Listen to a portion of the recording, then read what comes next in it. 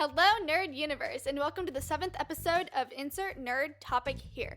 I'm going to be talking to you guys all about writing today, and that's something that unfortunately Chris, my co-partner, does not know much about, so sorry. Yeah, she's going to be taking the lead on this one. I'll chime in with any questions or anything that I have, but this is all her. This is her realm, not mine. He says that apparently I have more knowledge about this, which it is my major. This is what I do, but really, I think if you've read a book or if you've watched a movie, you can pretty much get a certain grasp on how to write creatively. Yeah, we're gonna be talking about what makes a good character and what makes a good world in a story. So we're gonna be. I guess I'll have some things to chime in about. See, so, you'll have things to talk about. The thing I think that's most important about this is it's not necessarily for one genre. It's not necessarily strictly sci-fi, it's not fantasy, it's not even strictly fiction. You could use this in nonfiction, except there it's usually fixated. Right. So, let's start with the map of world building. The map. So, I don't know about you guys, but every time I open a book and I see a map in the front view pages, I know it's going to be a good book. Yeah, I love books that have a map because then, like, as I'm reading, I'm able to kind of go back to the beginning and be like, ooh, that's where they are now, or that's where they're trying to go, or whatever. I love when it's in the front because it's like the first thing you see and you're like, ooh, a map. And then you're like, I don't know what any of these places are. Right, exactly. What is that word? I don't know what that is. And then if you look at it again, like you said, later on, you're like, oh, that makes sense now. Like Lord of the Rings, big journey. The whole thing's a big journey. And you can't, for the most part, visualize where they're going without the map. Right. So once you have the map, you're like, wow, Hobbiton and Mordor are really far apart. So I think it's important to have a map. And I like maps because it helps the reader especially understand where the heck you're going with this. Yeah. So, it really shows tremendous feats accomplished when you've like reached one corner of the map from the other. Yeah, like in one chapter, it's like, oh, now we're over here. And then, whoop, we're all the way over here. And it's like, it doesn't feel that big of a deal until you can see visually like, oh, that was a couple 100 miles or something. I don't know. But I think in my writing, I've done some fantasy writing. And in my personal experience, what I've done is I've always drawn a map. Yeah. I think it's important, not just for the reader to follow along, but honestly, it's good for the writer to help follow along too. Because I feel like sometimes, maybe it's just me, but I forget sometimes where I'm going. Like, I'll be like, okay, so we passed this really specific rock. And now we're at this river. But I don't remember anything else. So it helps to have a little map with little markings like Rivendell. Yeah. Marked, or the Mines of Moria. A mountain or something where you're like, okay, so we're past that, which means we're further from point A and closer to point B, but not that much further. And I think especially like if you have like Game of Thrones where it's like a bunch of divided places conquered by different people, it's especially important to be like, oh, okay, so it's this area that's owned by this person, and this area owned by this person, and if they cross into each other's territories, they'll kill each other. Right. I also like looking, like, after I've read a book series or after I've watched a show or something, I usually like, if they have a big enough fan base, I usually like looking online to see, a map of the world of where they've been. Like, we've done that with The Witcher recently. I love The Witcher map. Because, if you're watching the show, you kind of have no idea where they're going. And then once you look at the map, you're like, oh my God, they've gone considerable distances in a matter of a couple episodes. So, and that's the thing with, like, TV shows, you don't get the map. Yeah. Usually, until you look it up. And so, we didn't really know, like, with The Witcher, how far things really were. And then when you finally look at it, you're like, oh, that was actually a really big deal. And it was like a while. I have spent so many hours looking at maps of Westeros from Game of Thrones, just because I'm so like fascinated by that world, and I think, you know, having the map is just such a great tool to help with the world, even if it's not explicitly mentioned in the books or not drawn up in the books, or in the show for that matter. It certainly helps to have one somewhere, even if it's just some rendering of it made by some third party. It's still nice to have a general idea. I think most authors that I've talked to have started with a map. I know when I was writing creatively, I haven't in a while. I should probably get back into that. But when I was writing, I started with a map, and I drew just like random squiggles, and I was like, this is the border. And then you close your eyes and you go boop on the page, and you're like, that's where I'm starting. That's where the main city is, or that's where the main character's starting. And then you go boop again, and you're like, okay, that's where we're going. Exactly. It works to a degree. Oh, but there's a river that flows through here. Yes, you have to put a river. There has to be a river. There's a mountain here. Number one rule. And you have to put all the different cities that they're going to go to, even if it's like really small. Yeah. Where you're going to meet other characters. I think that's a really important thing. It helps me visualize where my characters are going. And I think, honestly, that's the main thing to think about when world building is you're building a world. So write it down. Mm-hmm. I know, I love maps. And when authors, that sounds weird. Like, nobody says, like, cartography. You're a cartographobe? Like, what? Or, no. Is that the right word? Cartographily? I don't know what the word is. Something with that. I hope I have the right word for that. Somebody's going to correct me if it's not. But I love seeing maps. And I know a lot of authors these days use the maps they have as pre-order incentives or like gifts for people. Like, I know I have a couple, I can't even think about how many I have, of maps from different books that are just, I can hang on the wall. And they're just like posters. And I like that because then like even then I don't have to open the book open the map to read. Right. Because then I can just have the map on one side and have the book, and I'll be like, okay, so here they are in there. And it's easier to follow along and you don't have to flip as much. But I love that. And there's something about seeing a bunch of maps of worlds that you can't go to or have never seen before that is just neat. Yeah. I feel like that's a little bleh, but it is. It's cool because I think, especially even in history, you know, they thought the world was one way, and then, the Americas. It's like, ooh, that's something new. That's something shiny to look at. But yeah, I think that's all I really need to say about world building. Of course, you know, it's going to differ between sci-fi and fantasy.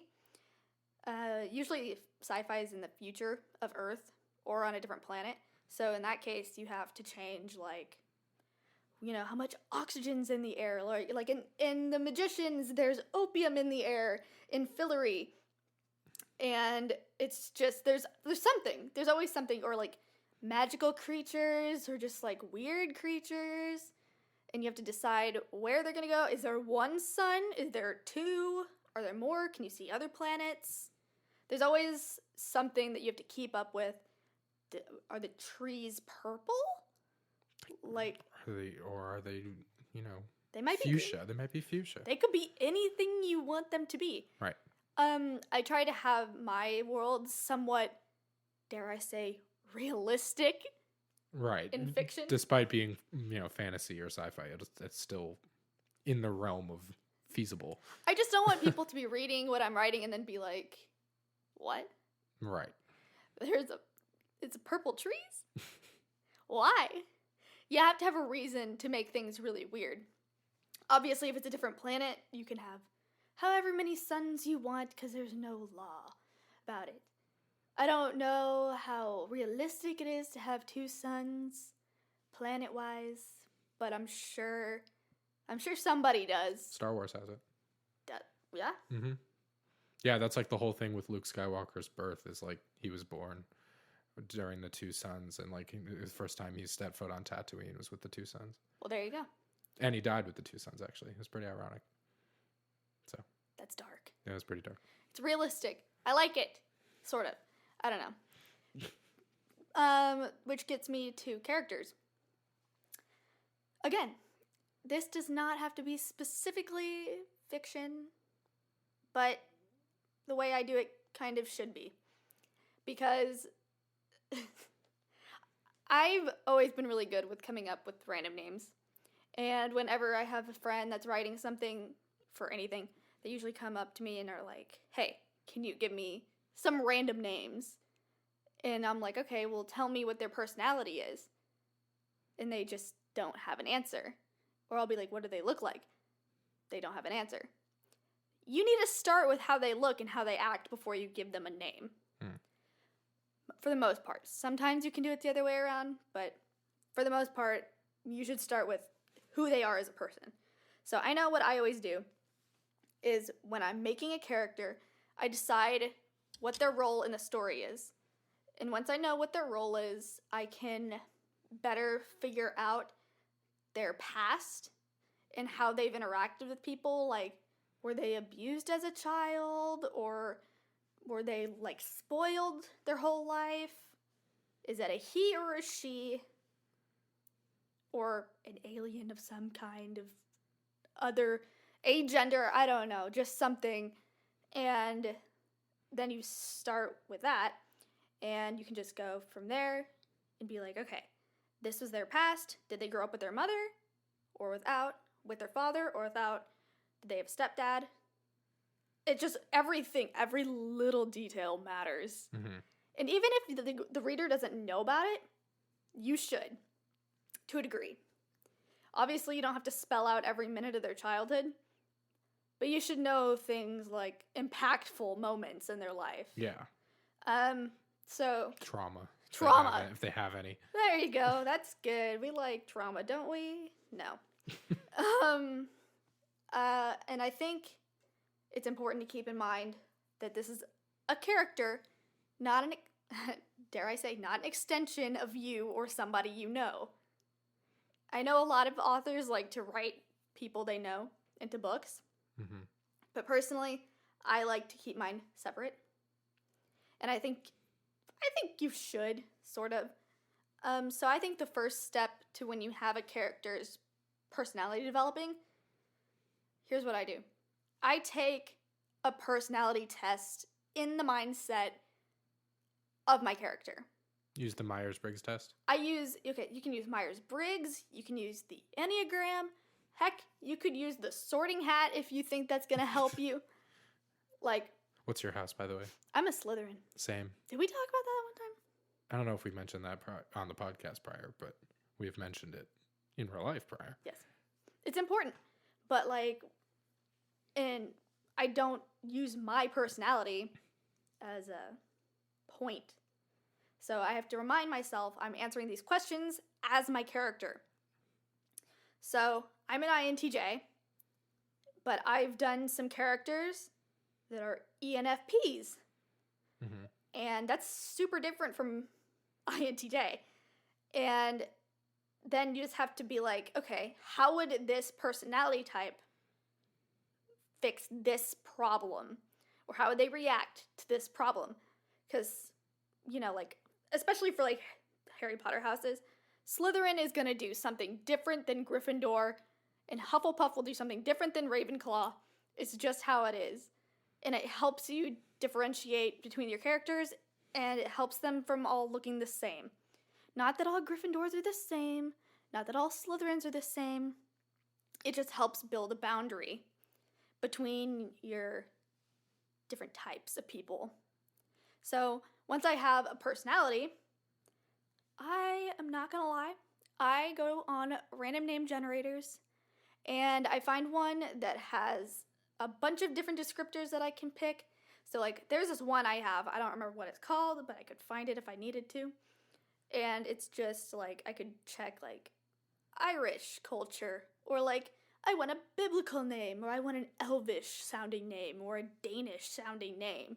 Mm-hmm.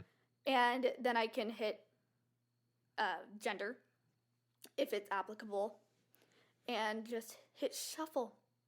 And what I do is I find things that I think look interesting, name-wise, and I write a list, and I go through and shuffle a while. And then if I find names that I think are somewhat cool, but not perfect, I'll take that name and I'll just switch around some letters, take endings from other names, beginnings from other names, and I just mash names together. This is why this works better for fantasy. Yeah. Because, you know, You can have a bizarre name. nobody cares what your name is. Yeah. Like, Cirilla, like, you're not going to have... Yeah. Like, who is naming their kid Cirilla? Well, probably some people now. Actually, that's actually kind of a cool name. Daenerys. Not sure. There's definitely people named Daenerys no, there's now. people named Daenerys. There's people named Khaleesi, Mother of Dragon, like the whole title. There's the people with the whole title going on. That's a long name. It's a very long name. Who do you think writes that on the birth certificate? I've seen people write that on a Starbucks cup. It's pretty funny. Oh my gosh. The whole title. Is that child abuse? putting all of Daenerys' titles on? Yeah, I feel like it's like you're turning in a paper. Yeah, I mean... Spend the entire time of the test writing your name. Yeah, exactly.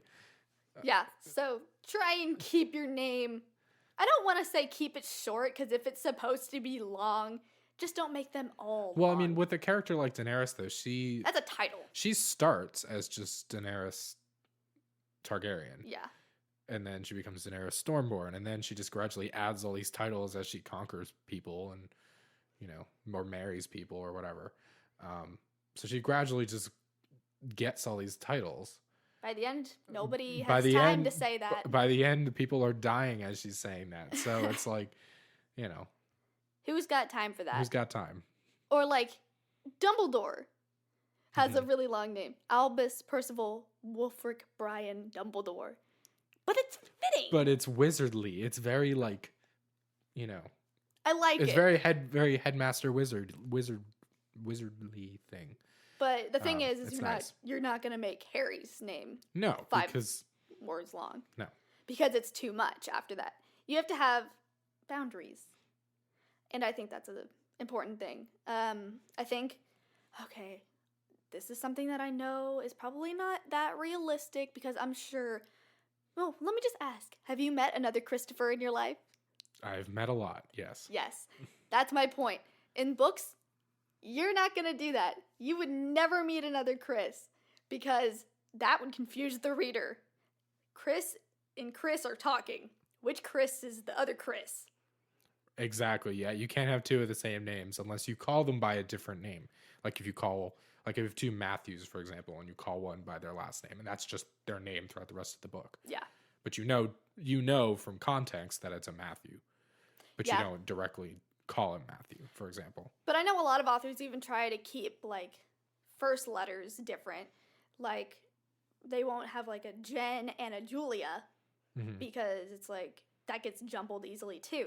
And so you'll have, like, Fran and Julia. And try and keep it different because then you're like... It makes it easier so you don't get them confused. Every main character in The Magicians has a different starting first letter. See? Mm-hmm.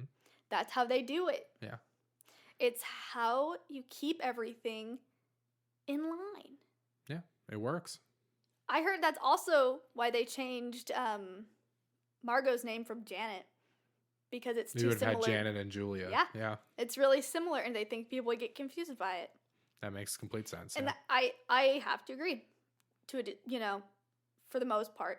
Obviously, I would meet another Caroline. I have met other Carolines, but in the book, that's you just don't need to confuse the reader like that. Right. There's no reason to do that. So then, once you have your name, then you can start writing. This is what you do before you start writing. These are all the building blocks you need. Whew, isn't that a lot? That is a lot. You really need motivation to do this. You do need motivation. That's hard. Yeah, that in itself is a feat.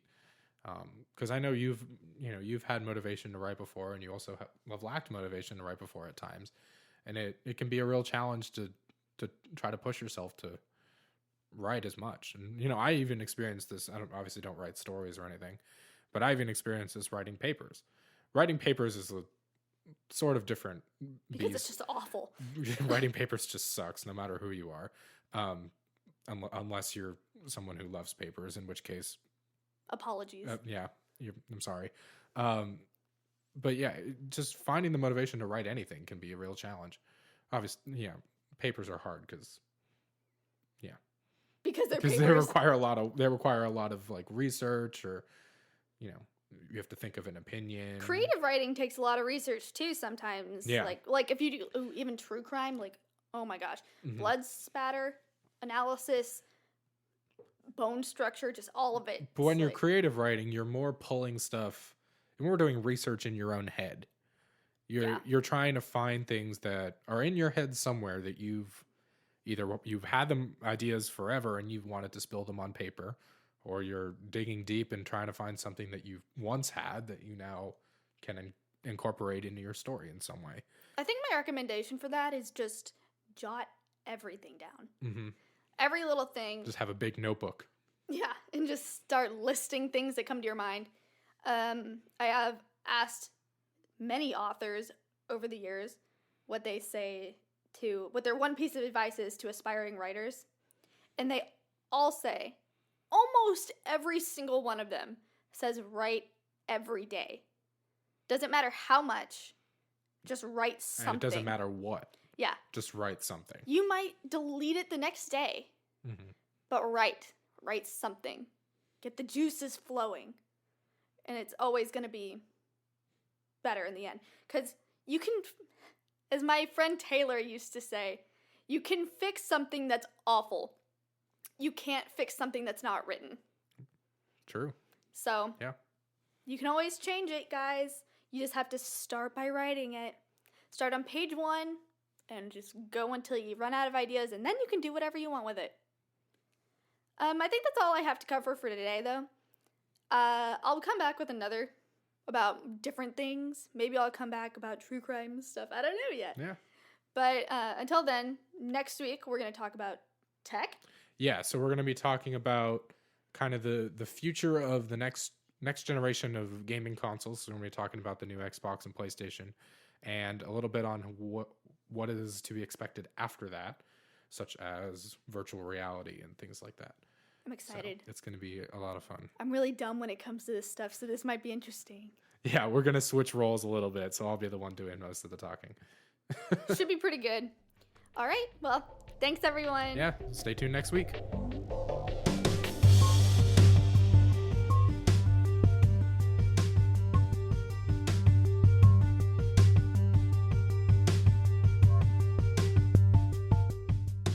Insert Nerd Topic Here is hosted by Caroline Vaught and Chris Rogers. Connect with us on our social media pages. On Twitter @NerdTopicsPod. On Instagram @NerdTopicsPodcast.